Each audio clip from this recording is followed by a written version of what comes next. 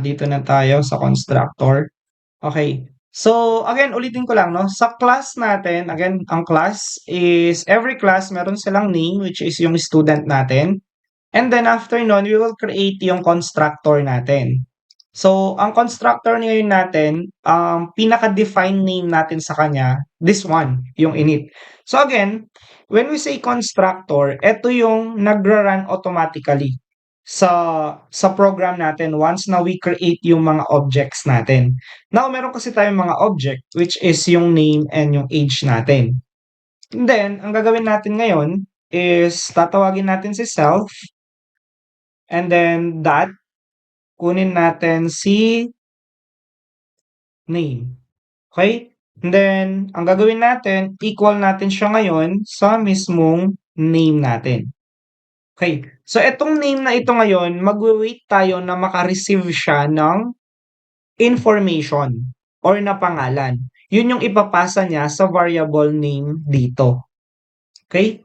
Now, after nun, create ulit natin si self, and then lagay natin si age, and then equal natin siya sa mismong age natin, which is this one. Okay? Now, yung init natin or yung constructor natin, hindi pa siya gumagana.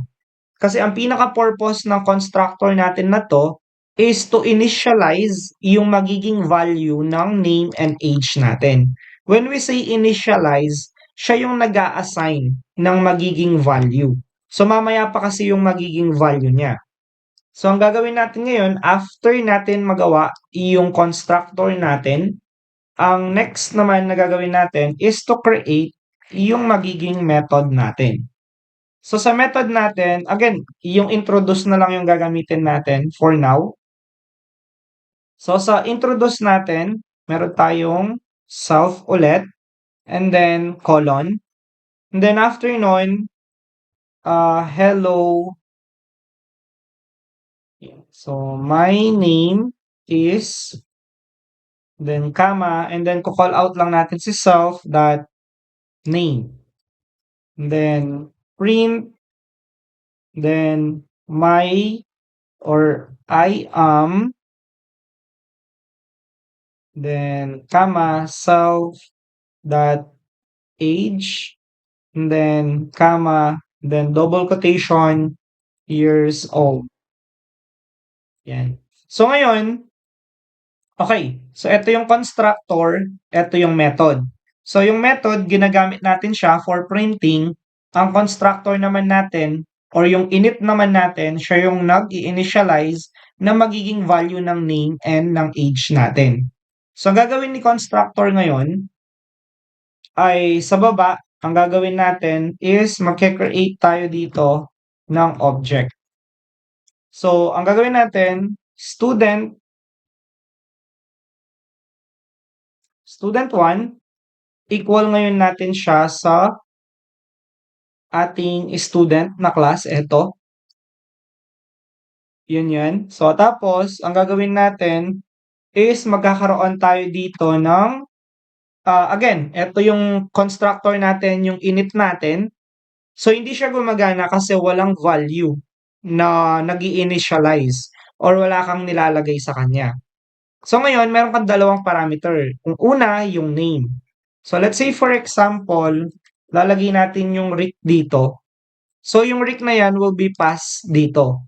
So ang gagawin ni init, mag-i-initialize siya ng value at ipapasa niya dito kay name at yun yung maipiprint natin dito. So yun yung pinakatrabaho ng constructor natin. Now, we have two parameter dito. So ang gagawin natin, magkakama ka lang and then lalagay mo yung 20. So what will happen? Si 20 mapapasa dito. So si init natin, mag-i-initialize siya ng value kay self.age natin, which is i-call out natin siya dito. Okay? So for example, we want to create another student object. So tawagin natin siyang student 2. Equal natin siya sa class natin. And then, meron tayo ulit isang parameter for name at saka isa for age. So, ang lalagay natin dito, Dean, and then, sabihin natin 20 rin dito. Okay? So, ang gagawin ngayon ni init or ng constructor natin, kukunin niya yung mga data na ito ipapasa dito, and then ipapasa sa mga variable na gagamitin natin dito sa introduce natin. Okay, so wala tayong calling of method. So, call methods. So, if ko-call natin sila, ang gagawin natin is kukunin si student 1, tapos magda-dot ka dito, yung method natin, tatawagin natin, introduce. Ayan. And then, again, kung gusto mong tawagin si student 2, kunin mo lang to, and then i-paste mo siya dito.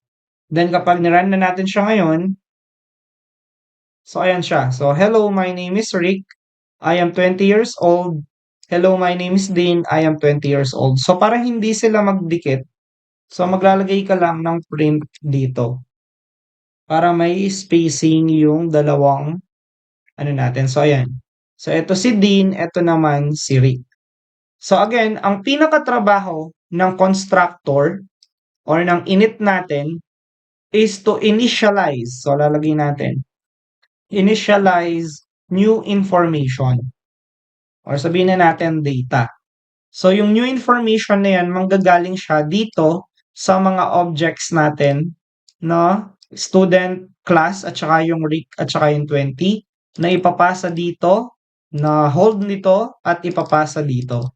At yung mga yan ay mapupunta siya dito sa introduce natin. So, ganun yung magiging mechanics ng init natin.